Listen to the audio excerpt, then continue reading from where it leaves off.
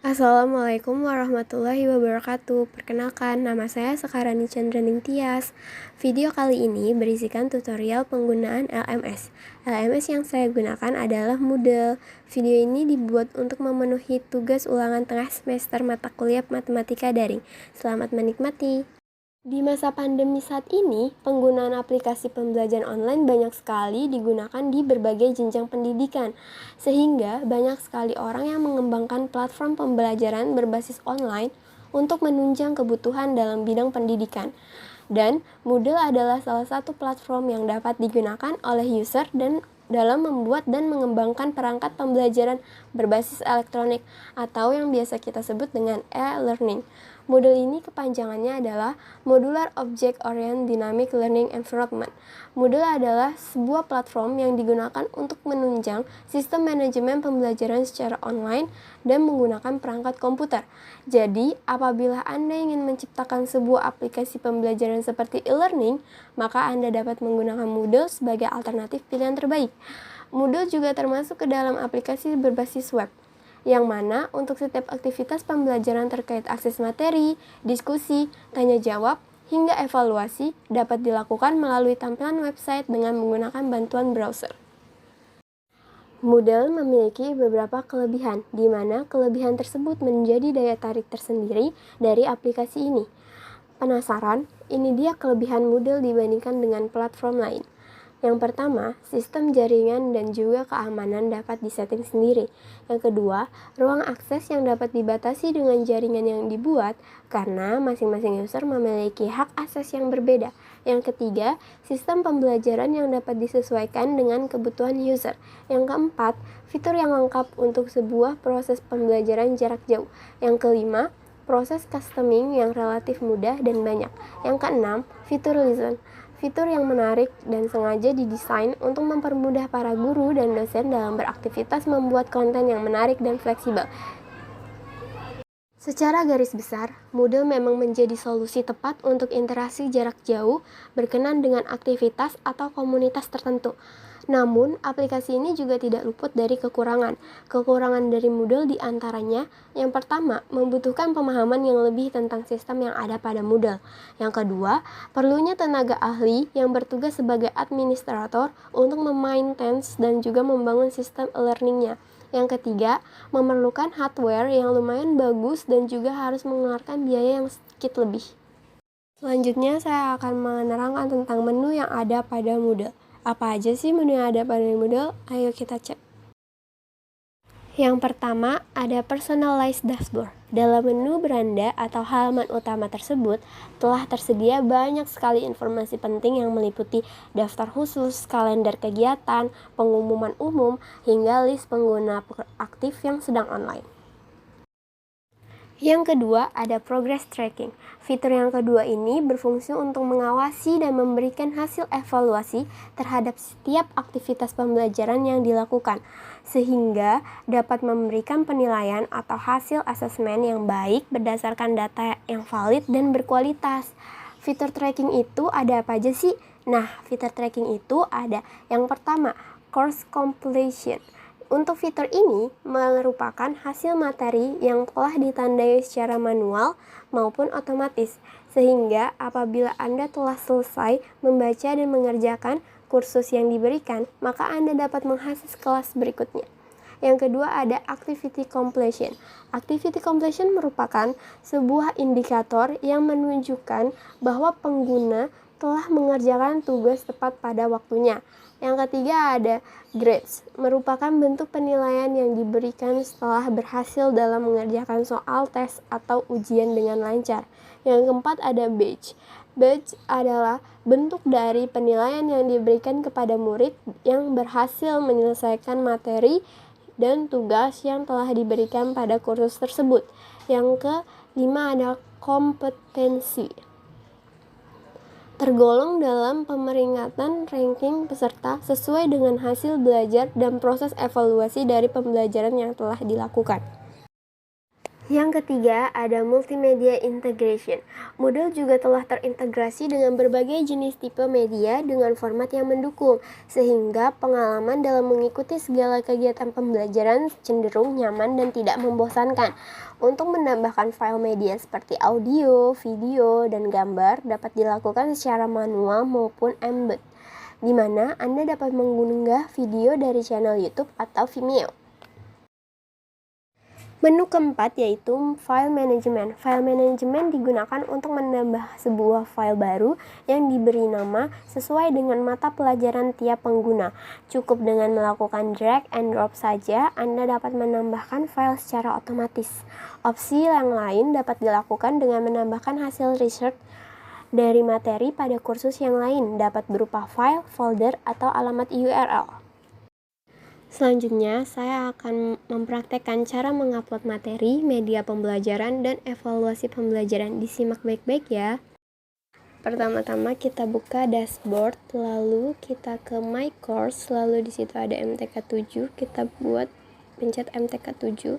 Lalu setelah itu kita pencet Turn Editing On. Lalu jika sudah, kita scroll ke bawah.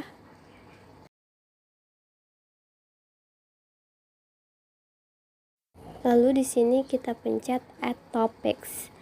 Nah, karena topics yang pengen aku buat itu adalah topik ke-7, nah di sini ada topik ke-4, jadi kita tambahin 3 topics. Nah, lalu kita pencet Add Topics. Lalu nanti muncul seperti ini. Nah, di topik ke-7 kita pencet Edit. Lalu kita pencet Edit Topic. Lalu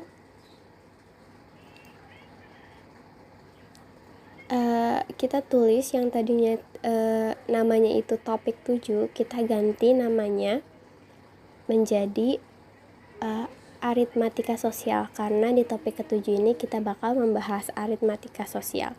Lalu untuk deskripsinya kita biarkan saja, lalu kita pencet Save Change.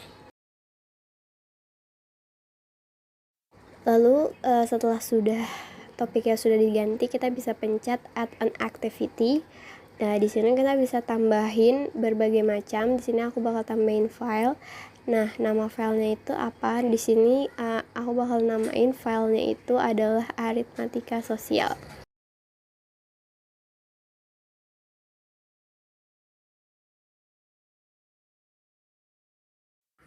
Nah, untuk di deskripsinya ini aku tulis subbab yang bakal dibahas di dalam file tersebut, yaitu ada menentukan bunga tunggal, diskon, dan pajak.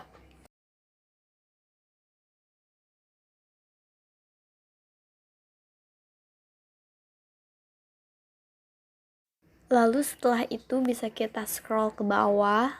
Lalu di sini kita tambahkan filenya, kita pencet Close File, terus habis itu kita pilih file yang ada di dokumen yang ada di laptop kita.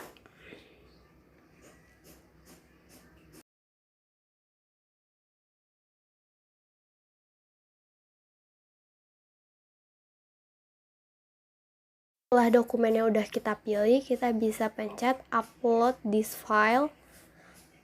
Lalu nanti filenya bakal ke-upload. Setelah filenya udah ke-upload, kita bisa scroll ke bawah, lalu bisa kita pencet Save and Return to Course.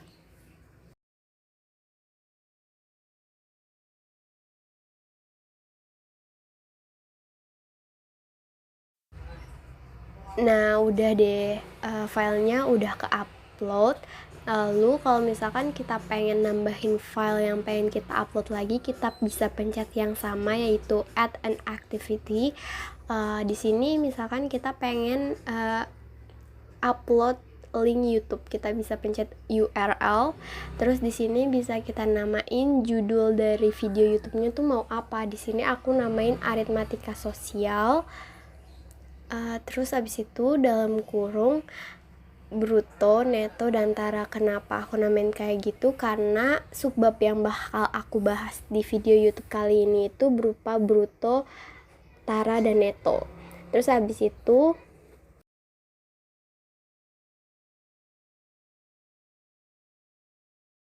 Lalu di sini kita bisa tulis link YouTube dari video yang mau kita upload.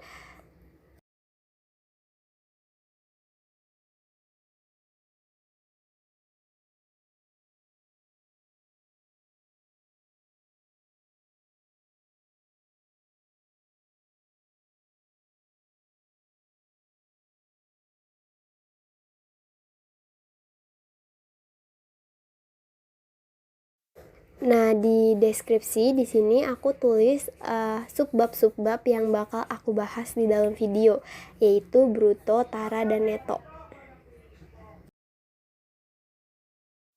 Lalu jika sudah, kita bisa scroll ke bawah dan pencet save and return to course. Udah ada link URL-nya, udah ke-upload dan bisa kalian akses. Terus abis itu misalkan kita mau nambahin lagi, kita bisa pencet add an activity lagi. Di sini aku bakal nambahin assignment. Jadi kalian bisa pencet assignment, lalu di nama assignment-nya di sini aku tulis latihan aritmatika sosial.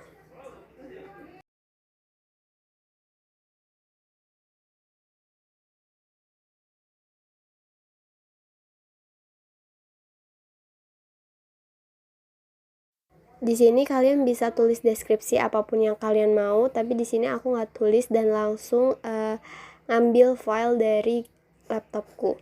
Nah, di sini kita pencet close file lagi, lalu kita ambil file dari laptop kita. Lalu kita bisa pencet upload this file. Nah, setelah filenya udah ke-upload, terus di sini ada kapan batas pengumpulannya. Di sini aku tulis 24 April. Lalu di sini juga ada kapan si murid-murid ini bakal bisa submit jawaban dari latihan soalnya.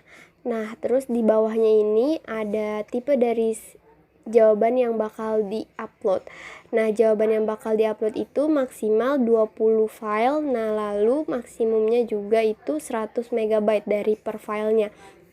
Nah, lalu di bawahnya itu kita tinggal save and return to course.